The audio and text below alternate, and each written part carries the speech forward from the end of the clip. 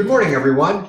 Today we're continuing our readings in the prophet Ezekiel, and this time it's chapter 39, verses 21 to 29. And we've been following all the rest of this week in our other readings, two major themes. The first one is summarized in verses 21 to 24, and that's punishment and exile.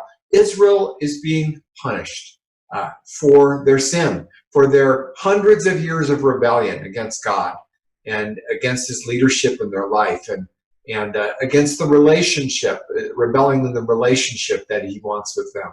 And so now they've lost their land, they've lost their temple, they've lost their city, and they've been relocated. They've been exiled into Babylon, a totally strange place. And the second theme is redemption and restoration. And those are summarized in verse 25 to 29. Where God's promise has always been that he wants to breathe life into those dry bones that he described in chapter 37 of Ezekiel. And he wants to restore that relationship. And that's the set of verses that I found an amazing verse here, and I want to read it to you.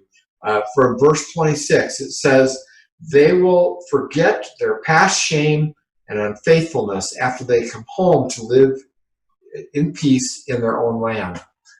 See, even as Israel returns to their own land, it's possible that they were going to be suffering from shame, just lingering shame.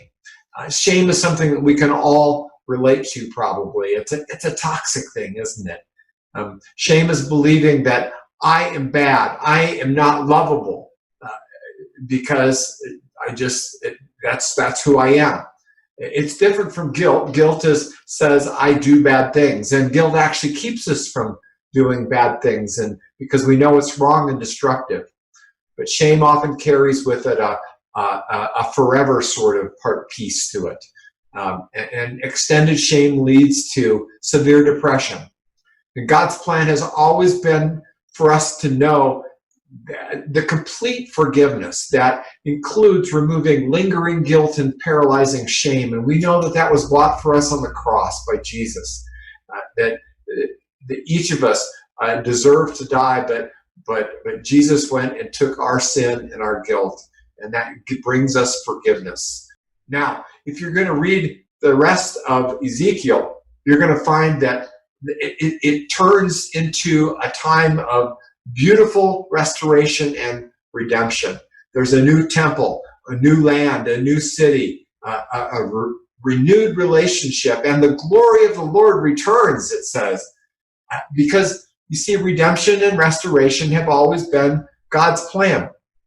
God wants to walk every day with each of us in a guilt-free, shame-free relationship.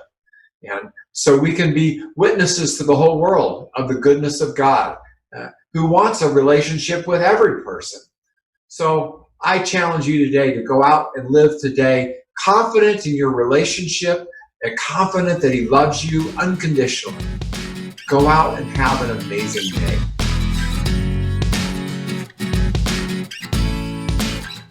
If these devotional videos are helpful to you, subscribe to our channel and click the notification button so you know when we post a new video. And of course, please share them with others.